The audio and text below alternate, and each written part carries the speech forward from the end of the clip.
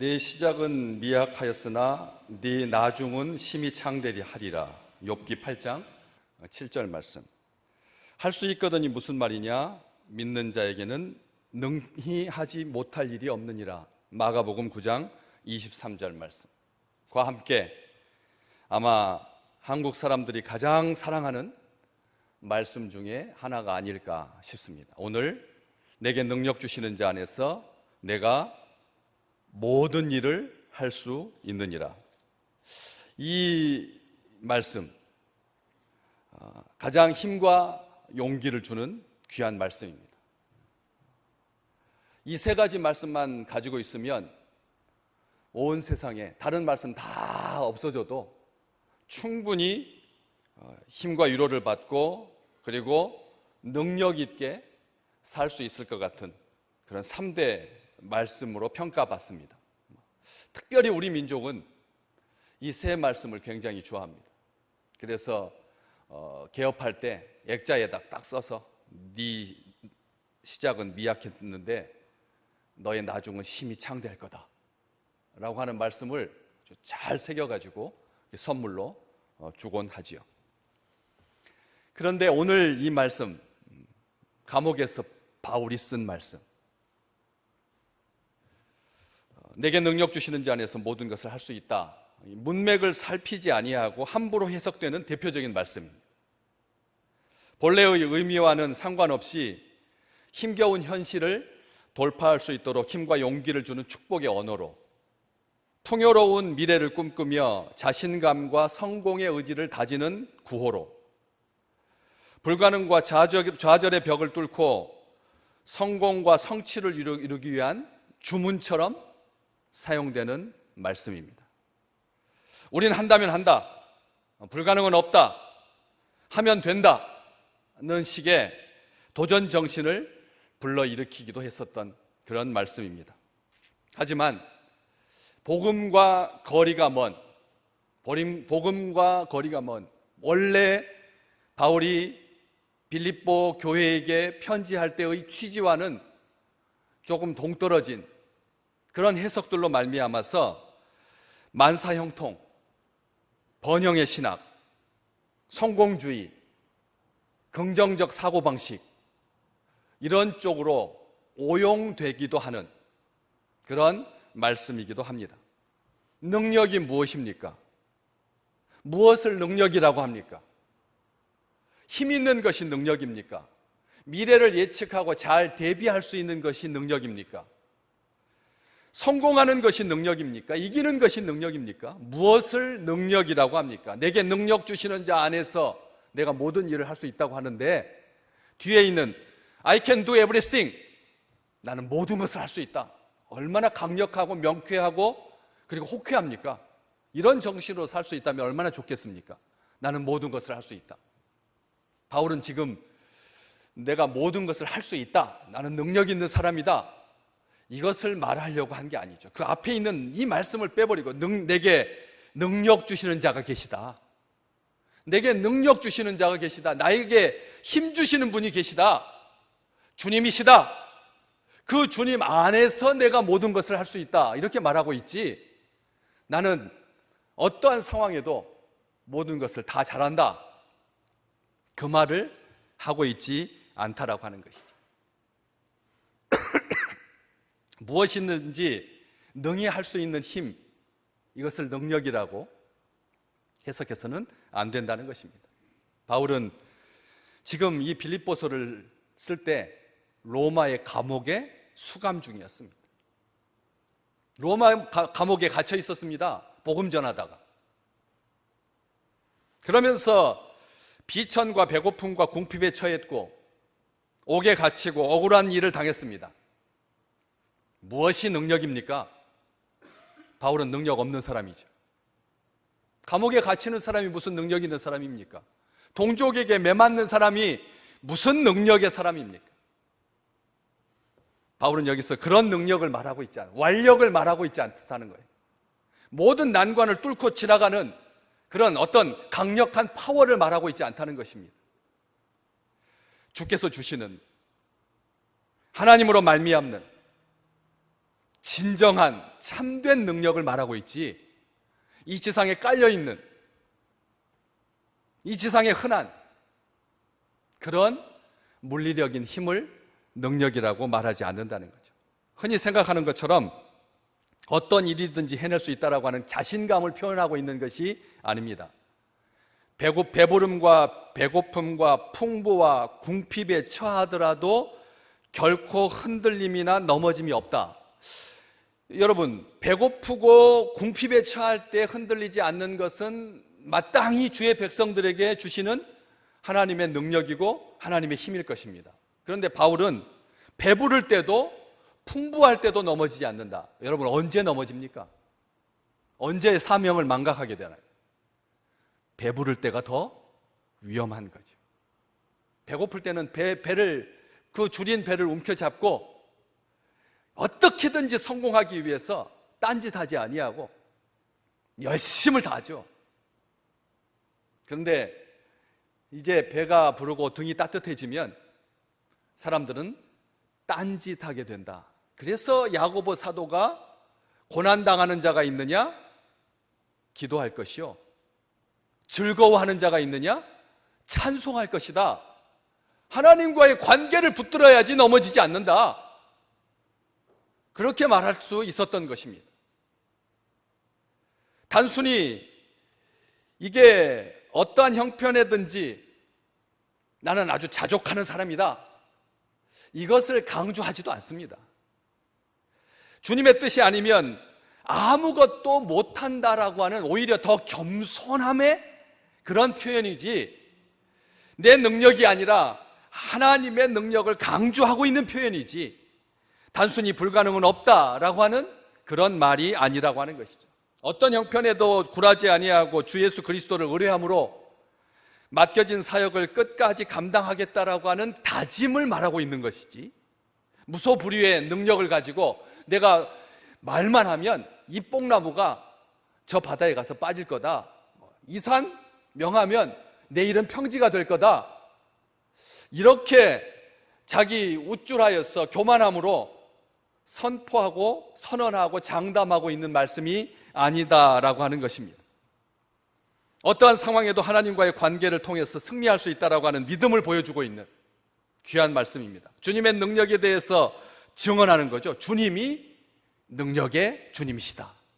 그래서 내게 능력 주시는 자라고 바울은 우리 주님을, 이게 참 중요한 것입니다. 우리가 이런 전염병 가운데 있으면서 예수 그리스도를 어떻게 부르느냐, 어떻게 부르느냐. 바울이 지금 감옥에 갇혀 있는데 무능한데 예수 그리스도를 나에게 능력을 주시는 분이라고 고백할 수 있었던 것처럼, 바울은 주님의 능력을 증언하고 있지, 불가능은 없다라고 하는 생각을 뒷받침해 주기 위해서 이 말씀을 쓰고 있지 않다는 것이죠. 나는 자족한다, 이 표현 아주 중요한 표현입니다. 주님께서 능력 주시면 첫 번째가 이 자족하는 마음을 갖게 된다는 말씀인데, 헬라 문화권, 당시 헬라 문화였으니까요. 그리스를 중심으로 해서 로마 제국과 함께 지중해를 장악하고 온 세상에 그 헬라 문화, 헬레니즘을 가득 전파했던 그 시대에 자족이라고 하는 이 항목은 최고의 덕목으로 여겨졌습니다. 우리가 생각하기 이상하죠? 그 당시에 스스로 만족하는, 자족하는 이것이 어떻게 최고의 덕목이 될 수 있었을까? 철학자들이 그 용어를 이렇게 정의하고 있습니다. 모든 욕망을 절제하고 그로 인해서 주어지는 가치와 의미를 최고의 행복으로 여기는 것이 자족이다. 다시 한번 말씀드릴까요? 모든 욕망을 절제하고 그로 인해서 주어지는 참된 가치와 의미를 최고의 행복이라고 여겼다. 참 좀 무식하고 그냥 완력 있고 칼과 창을 휘두르면서 기병으로 코끼리 군단으로 알프스산을 넘고 제국을 넓혀가는 그런 시대인데, 이 정신적 가치에 최고의 그 찬사를 보내고 있는 거죠.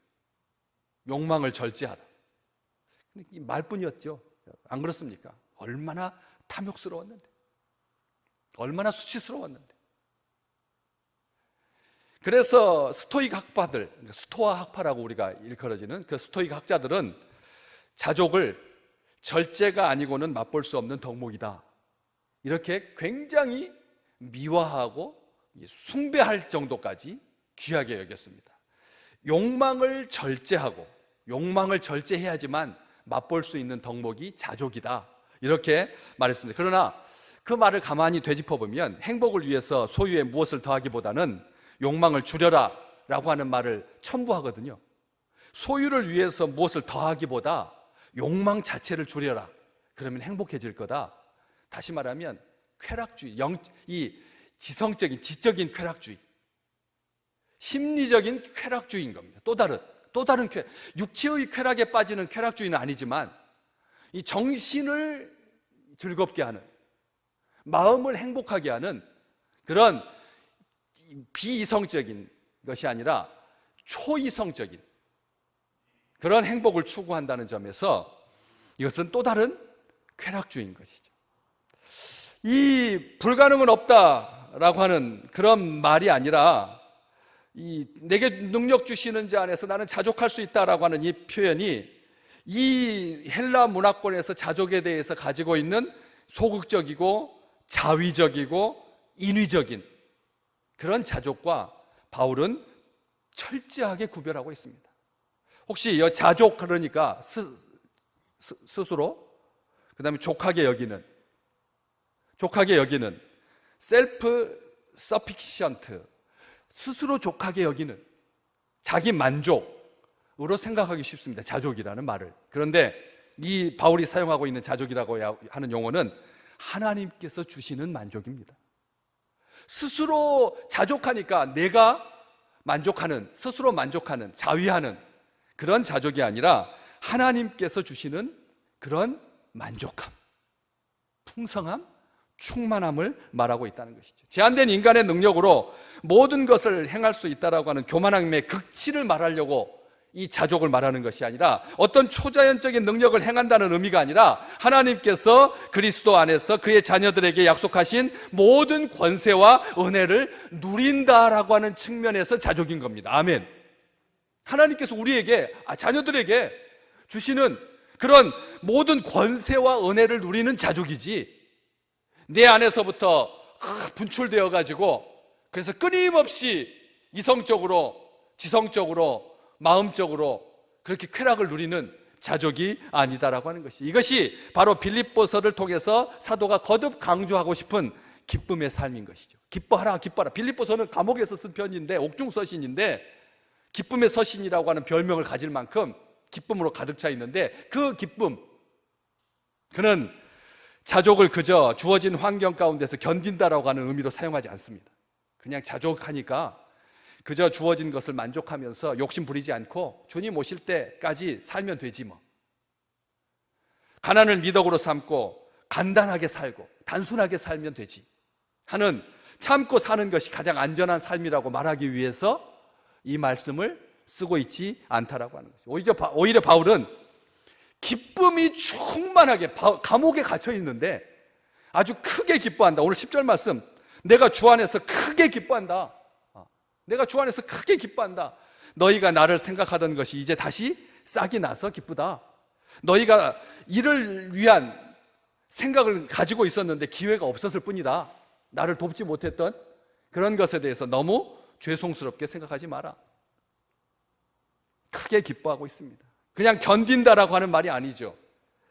오히려 이 기쁨을 가지고 주 안에서 능력 있게 모든 어려움을 헤쳐나가고 그리고 사역을 끝까지 감당할 수 있었던 것이죠. 고린도후서 11장 23절에서부터 27절 말씀 보면 바울이 복음을 전하러 다니면서 얼마나 수고했는지, 내가 수고를 넘치도록 했다. 옥에 갇히기도 하고 매도 수없이 맞고 여러 번 죽을 뻔하고 돌에 맞고 3번 파선하고 일주일을 바다에서 표류하고. 일주일 동안 바다에서 표류하면 어떻게 될까요? 사람이 죽죠 뭐. 속에 있는 것 내장이 다 뒤집어져 가지고 다 토하고, 그리고 그 뙤약볕 아래서, 알잖아요. 그 뙤약볕 아래서 타 죽습니다. 밤에 그 공포, 표류하고 동족과 이방인들에게 박해를 받고 잠도 못 자고 굶고 춥고 헐벗고 온갖 고생을 다 했습니다. 만물의 심지어는 찌꺼기처럼 여겨졌습니다. 자기가 내가 만물의 찌꺼기밖에 안 되는구나. 사방으로 우겨쌈을 당하고 도무지 어떤 소망도 가질 수 없는 그런 순간도 있었습니다. 그러나 그는 그런 순간순간을 통해서 무엇을 배웠다고요? 자족하기를 배웠다. 자족하기를 배웠다. 배웠다라고 쓰고 있습니다. 11절에도 배웠다라고 말하고 12절에도 배웠노라 이렇게 말하고 있는데, 이 배우다라고 하는 것이 학생들이 학교에 가가지고 선생님으로부터 어떤 지식을 전수받는 그런 배움의 뜻이 아닙니다. 여기 배웠노라 하니까 우리가 그렇게 이 어려운 역경을 통해서 배우나 보다, 단순하게 사람들이 고난을 겪어봐야 좀 겸손해지고 배운다. 우리가 그냥 편안하게 예배 드릴 때는 이게 아무런 그런 거침이 없었는데 이제 예배 못 드린다. 4주간 동안 집에서 여러분 요만한 스마트폰으로, 그것도 없으신 분은 그냥 기독교 TV로 우리 교회 예배도 못 드리고 그냥 그 시간에 적당하게 은혜 받을 그냥 말씀 가지고 그렇게 한 주간 연명하듯이 살다 보니까 이게 얼마나 소중하고 얼마나 아름다운지 깨닫지 못했었는데, 미처 예전에는 몰랐었는데 이제 배우게 되었다. 예배가 얼마나 아름다운 일인지, 주의 성전이 얼마나 복된 것인지, 우리에게 같이 신앙생활할 수 있는 믿음의 식구들이 옆에 있다라고 하는 것이 얼마나 아름다운 일인지 배우게 되었다. 이게 그런 배우게 되죠. 그런데 바울은 이 용어가 그 당시에 헬라 문화권에서 배운다라고 하는 표현이 이게 그냥 그렇게 선생한테 배우는 뜻이 아닙니다. 비밀 종교, 헬라에 특별히 그런 종교들이 많았습니다. 신비 종교 알잖아요. 동굴 속에서 그냥 탁 향불 피우고, 그리고 짐승 목을 비틀어 가지고 피를 입구에서부터 촥촥촥 뿌리면서 그 피를 지나서 부두교 같이 아주 음침한 그런 아주 신비주의를 지향하는 그런 종교에서 사용했던 교회 용어가 아니라는 거예요. 말씀에서 쓰는 용어가 아니라는 거예요. 그냥 우리가 생각하는 것처럼 그냥 중립적인, 아니면 또 긍정적인 배운다라고 하는 뜻이 아니라는 거예요. 거기에서 사용하던 그런 단어였습니다. 그 집단에 들어가려고 하면 예식을 통해서 그 속에 들어가서 배운다라는 뜻입니다. 비밀스러운 집단의 신비 종교에 들어가야 알게 된다, 배운다라고 하는, 그래서 이 배운다라고 하는 말에서 신비, 비밀이라고 하는 말이 나온 겁니다. 그래서 오늘 말씀해 보면 일체의 비결을 배웠노라, 12절 말씀에 비결을 배웠다. 이 비결이라고 하는 말도 사실은 여기 배우다라고 하는 용어에서 나왔다니까요. 이 비밀 집단에 거기서 배운다, 그 배운다라고 하는 그 단어 어근에서 비밀, 미스테리라고 하는 말이 나온 것입니다.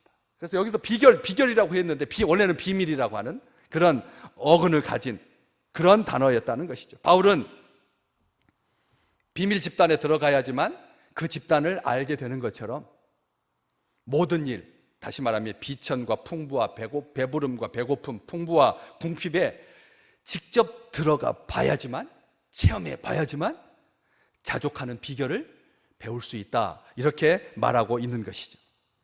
또 12절에 알고 알다, 배우다 알다, 다 연관이 되어 있는 말입니다. 직접 경험을 통해서 터득한 지식을 안다라고 쓰기 때문에 그렇습니다. 그냥 가만히 누워가지고 그냥 넣어주는 지식, 그게 얼마나 사람들이 사모했으면 영화에 보면 알잖아요. 뒤에 뒷꼭지에다가 탁 꽂아가지고 그냥 백과사전을 싹 5분 만에 집어 넣어주는 영화 많잖아요. 그래가지고 그런 영화들 많잖아요. 태권도도 그냥 열심히 어려서부터 배워야지, 6년 7년 배워야지 겨우 몇 단 되는데, 그냥 그 프로그램을 뒤에다 딱 입력해가지고 속에서 다 배워가지고 그거 딱 뽑으면 촥 자세가 나오는, 그게 얼마나 재밌게 그 영화를 봤어요. 그런 것처럼 이 순식간에 주입되는, 아무런 노력을 하지 않아도 그냥 꽂기만 하면, 메모리 칩에다가 집어넣어 내장해가지고 몸속에다 박아 놓기만 하면 몸에서 자연적으로 체화되는, 자연적으로 발현되는, 표현되는 그런 것에 대한 꿈이 있는 거죠. 그러니까 그런 영화가 나오는 거죠. 재밌게 보잖아요. 그런 것처럼 여기서 안다라고 하는 것이 그런 알미 아니라 직접 체험하고 경험하고 터득한 지식을 말할 때 알다라고 쓴다는 거죠. 상황적으로 바울은 어땠습니까? 굉장히 힘들었습니다. 고린도 후서 11장에 나오는 그 표현 말고 자주 자기 동족들에게 맞아가지고 거의 사람들이 죽었다라고 판정해가지고 성 바깥에다 버렸잖아요. 두드러 맞아가지고 이 죽어가지고 바깥에다 버릴 정도였다니까요. 그런 고난을, 그런 상황을 얼마나 어렵고 얼마나 고난스럽고 얼마나 고통스럽고 힘겨웠습니까? 그런데 도리어 그 상황이 자족의 비결을 가르쳐주는, 배우게 되는, 알게 되는 축복의 순간이었노라. 바울은 그렇게 말하고 있습니다. 그렇기 때문에 힘든 순간에도 자신을 불행한 사람이라고 비관하고 절망하고 포기하지 아니하고 자족할 수가 있었던 것이죠. 어떠한 형편에도 자족할 줄 아는 마음은 믿음 없이는 불가능합니다. 형편이 좋을 때 만족하는 것은 누구나 할 수 있습니다. 근데 누구나 하지 않죠. 형편이 좋을 때 만족한다. 형편이 좋아질수록 불만족스럽더라고요. 오늘 예배 4주 만에 이제 오시면서 어떤 마음이 드셨어요? 이 맑은 공기 마시면서 마스크를 쓰고 조금 호흡이 좀 불편하긴 하지만 이제는 마스크 써도 하나도 안 불편하더라고요. 옛날 같으면 진짜 얼마나 답답했는데 요즘은 3중 필터로 막 해가지고 심지어는 94%를 잡아주는 게 아니라 99.9%를 잡아준다고 하는 그런 기능성 마스크까지 나와가지고 사실 숨쉬기가 답답할 때인데도 이제는 습관처럼 요즘은 깜빡했는데 이런 것도 없더라고요. 그냥 당연하게 화장하면서 마스크 쓰는 게 그냥 복장인 것처럼, 이게 옷인 것처럼 그렇게 자연스럽게 되었어요. 그런데 이런 때 우리가 진짜 만족할 수가 있느냐? 5주 만에 타오니까 오늘은 진짜 하나님 앞에 예배 드리면서 예배를 드리네 하고 감사하고 만족이 있을 수 있겠지만 이게 또 한 3주만 지나면 그냥 똑같이 습관적으로 나는 우리는 교회 가는 거야, 주일날은 예배 드리는 거야가 되지 않던가요?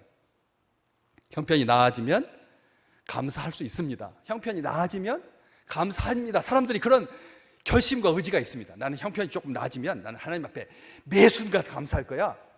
그런 마음도 있습니다. 그렇지만 상황이 힘들고 어려울 때 만족하고 감사할 수 있다라고 하는 것은 참된 믿음의 증거입니다. 능력의 주 안에서 모든 것을 할 수 있다. 내게 능력 주시는 자 안에서 내가 모든 것을 할 수 있다라고 하는 이 말, 이것은 진짜 믿음의 말이라는 거예요. 이것은 그냥 사도 바울이 자위하기 위해서 터져 나오는 그냥 한숨 섞인 그런 말이 아니다라고 하는 거예요. 다니엘의 세 친구들이 왕의 신상에 절하지 않는다고 뜨거운 불 속에서 던져져 가지고 죽을 위기를 처했을 때 어떤 생각이었을까요? 어떤 마음이었을까요? 다니엘이 하나님께 기도한다라고 하는 이유 때문에 사자굴에 던져져서 죽게 되었을 때 어떤 마음이었을까요? 한번 생각해 보십시오. 예배 드린다고. 지금 비대면입니다. 이번 주도 비대면이고 다음 주도 원래 비대면입니다. 그런데 교회들이 감히 세상 정부가 하나님 나라의 백성 예배 숫자를 지 맘대로 나왔다 말았다 하느냐 해가지고 막 볼멘 소리를 하니까 정부에서 이제 대통령 선거도 있고 크리스찬이 1000만 정도 되니까 이렇게 했다가는 표에 악영향을 가질 것 같아서 99명까지는 나와도 됩니다. 99명까지. 그러니까 장례식장에서 우리는 49명까지밖에 못 모이게 하면서 왜 교회에서는 예배 드리는데 49명까지 드립니까? 그래서 장례식장에서는 49명까지 모일 수밖에 없는데 교회에서 장례식을 치르면 99명까지도 예배를 드린다고 또 이만큼 나와가지고 왜 교회를 차별합니까? 왜 우리 예식장을 차별합니까? 우리 예식장에서는 49명까지밖에 못 모이는데 왜 교회에서 결혼식 하면 목사님이 주례하면 99명까지 모입니까? 이런 생각이 막 있거든요. 사실은 이게 교회에서도 사실 조심해야 되죠. 근데 세상이 그런 생각을 가질 수밖에 없다는 거예요. 이런 상황, 이런 속에서 다니엘의 세 친구가 예배 잘 드리고 하나님 사랑하고 우상하게 절하기 싫었는데 불 속에 들어가고 사자굴 속에 들어가고 그런 순간에 절망하거나 타협했습니까? 오히려 믿음을 지켰습니다. 오히려 하나님 앞에 더 가까이 있었습니다. 바깥에 있을 때는 하나님께서 내 옆에 있는 계신 줄 몰랐는데 불 속에 들어가니까 여호와의 사자가, 인자 같으신 분이, 우리 주님이 사드락, 메삭, 아벳느고에게 가까이 같이 함께 눈썹 하나 타지도 않고 머리털 하나 상하지 아니하고 옷에서 끌린 냄새도 안 나게 완전하게 보호해 주셨습니다. 사자의 입을, 그 굶주린 사자의 입을 쇠라도 씹어 먹을 듯 삼키려고 하는 그런 숫사자들의 강한 턱을 하나님께서 여호와의 사자를 보내셔서 딱 틀어막아주고 다니엘이 하나님을 향하여서 온전할 수 있도록 그 믿음을 붙잡아 주신 거죠. 그래서 진정한 믿음의 능력을 우리는 말씀 속에서 확인하게 되는 것이죠. 바울은 힘주어 말합니다. 내가 모든 것을 할 수 있는 힘, 비결은 그리스도 때문이다. 그리스도는 나를 강하게 하시는 분이다. 영어권 성경에는 그리스도는 내게 능력 주시는 자 안에서 내가 모든 것을 할 수 있다 이렇게 말하지 아니하고 내가 모든 것을 할 수 있는 힘, 비밀은 그리스도 때문이다. 그리스도는 나를 강하게 하시는 분이다. 우리 주님께서 우리 믿음의 백성들을 이 고난 가운데 강하게 하실 줄로 믿습니다. 우리 주님께서 강하게 해주시는 거죠. 그리스도는 나를 강하게 하시는 분이다.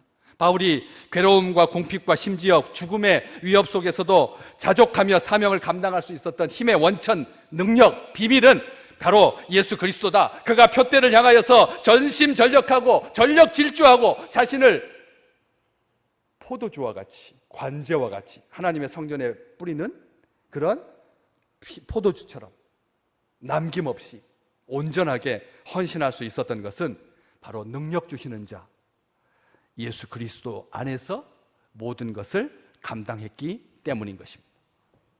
주 안에, 그리스도 안에. 바울의 아주 가장 사랑하는 표현이죠. 주 안에서, 내게 능력 주시는 자 안에서, 그리스도 안에서 모든 것을 할 수 있다. 일체의 비결이 주님 안에 있다. 큰 기쁨과 자족의 비결이 주님 안에 있다. 빌립보 교인들이 자신을 늘 돕고자 했지만 그러지 못하다가 에바브로디도를 통해서, 오늘 18절 말씀이 나옵니다. 뒤에 에바브로디도를 통해서 자신을 섬긴 일로 오늘 10절 말씀에 시작하면서 주 안에서 크게 기뻐했다, 그렇게 표현하고 있죠. 그들의 마음이 바울을 향한 그런 사랑이 한결같았던 마음이 순식간에 변질되어서가 아니라 기회나 여건이 허락하지 않아서 못했을 뿐이지, 바울은 수감 생활에 필요한 물질을 받게 되어서 크게 기뻐한 것이 아닙니다. 그들과 끊어졌던 교제가 다시 싹이 나듯이 주 안에서 이어지게 되어서 크게 기뻐하고 있는 것이죠. 사랑하는 성도 여러분, 주 안에서 교제를 이어지게 하는 것은 하나님의 살아계신 능력입니다. 능력인 것입니다. 주 안에서 어제 교회 이제 예배 전날 우리 식구들 와가지고 의자들 다 닦고, 왜냐면 요 냄새 빠지라고 문을 한 2주 동안 3주 동안 계속 열어놔가지고 이 옆에 차도에서 이 분진들이 막 날아와가지고 그래가지고 쌓여 있었거든요. 다 닦고, 그리고 또 우리 청년들, 청소년들, 어린이, 우리 자녀들 예배 드릴 수 있도록 교육관도 다 살피고 하고 오늘 이 주일을 맞게 되었습니다. 이 주 안에서 이어지게 됐다는 것이죠. 주 안에서 이어지게 하려고 우리 주님께서 그런 관계 속으로 우리를 불러주셨어요. 그래서 고린도후서 12장 9절 말씀에 바울이 이렇게 표현하죠. 같이 한번 읽어볼까요? 나에게 이르시기를 내 은혜가 너에게 족하다. 이는 내 능력이, 하나님의 능력입니다. 내 능력이 약한 데서 온전하여짐이라 하신지라. 그러므로 도리어 크게 기뻐함으로 나의 여러 약한 것들에 대하여 자랑하리니 이는 그리스도의 능력이 내게 머물게 하려 함이라. 아멘, 아멘, 아멘. 내가 크게 기뻐한다. 도리어 크게 기뻐한다. 주 안에서 기뻐한다. 그리스도의 능력이 내 안에 머물게 하려고 내가 약한 것을 자랑한다. 오히려 자족하기를 배웠다라고 하는 이 말에 그냥 자유의 성격이 아니라 만족함이 있는 것이죠. 로마의 감옥에 있는 바울에게 임한 주님의 능력은 감옥의 문을 여는 능력이 아닙니다. 물론 빌립보 감옥에서 바울과 실라가 주님을 찬송했을 때 하나님께서 사자를 보내셔서 착고를 푸시고 감옥의 문을 열어주셨죠. 사도행전 16장에 보면. 그렇지만 지금 바울에게 임한 주님의 능력은 감옥 생활을 견디는 능력이죠. 감옥 생활을 견디는 능력입니다. 간수들에게 복음을 전하는 십자가 복음의 능력이죠. 그래서 로마서 1장 16절에서 내가 복음을 부끄러워하지 아니하노니 이 복음은 모든 믿는 자에게 구원을 주시는 무슨 능력이다? 누구의 능력이다? 하나님의 능력이다. 여기에서 내게 능력 주신다라고 하는 그 말은 감옥의 문을 연다는 말이 아니라 복음의 능력을 말하는 것입니다. 복음의 능력을 말하는 거예요. 예수 그리스도 십자가의 복음의 능력, 하나님의 능력이 우리를 죄에서 구원하셨다. 성령의 능력으로 속사람을 강건하게 해주시옵소서. 바울이 에베소서 3장 16절 기도하지 않습니까? 그 영광의 풍성을 따라서 그의 성령으로 말미암아 너희 속사람을 능력으로 강건하게 하옵시며, 바울이 그렇게 기도했던 것처럼 성령의 능력입니다. 하나님의 능력입니다. 우리 주님의 능력입니다. 그 능력 안에서 바울은 자족하며 기쁘게 모든 것을 감당할 수 있었던 것이죠. 자신을 불러주시고 직분을 맡겨주시고 예수 그리스도의 그 능력을 신뢰해서 끝까지 전력 질주할 수 있었기 때문에 믿음의 아들 디모데에게 이렇게 편지했죠. 디모데전서 1장 12절, 너무나 우리가 잘 아는 말씀 같이 읽어보겠습니다. 나를 능하게 하신 그리스도 예수 우리 주께 내가 감사함은 나를 충성되이 여겨 내게 직분을 맡기심이니. 아멘. 나를 능하게 하신다고. 나를 능하게 하신다고. 능력의 주님께서 나를 능하게 하시는 거지, 내가 앞에 로마의 정치력을 가지고 히브리의 종교력을 가지고 헬라의 철학을 가지고 내가 능력이 많아진 것이 아니다는 것입니다. 사랑하는 성도님들, 큰 기쁨과 생명과 자족의 능력의 원천은 우리 주님으로 말미암습니다. 하나님의 능력이 우리를 살리실 것입니다. 우리에게 생명을 주실 것입니다. 성령께서 속사람을 강건케 하실 것입니다. 어떠한 상황도 넉넉히 이길 힘을 우리 하나님께서 우리에게 주실 줄로 믿습니다. 모든 것을 감당할 힘을, 그 능력을 우리 주님께서 주십니다. 다시 한번 기쁘게 확인하면서 이 말씀 우리 같이 함께 읽겠습니다. 13절 말씀, 오늘 나에게 주시는 말씀입니다. 붙들고 이 능력의 말씀, 이 기쁜 말씀, 이 확신으로 또 한 주간 기쁘게 사시기를 주의 이름으로 축복합니다. 같이 읽겠습니다. 내게 능력 주시는 자 안에서 내가 모든 것을 할 수 있느니라. 아멘.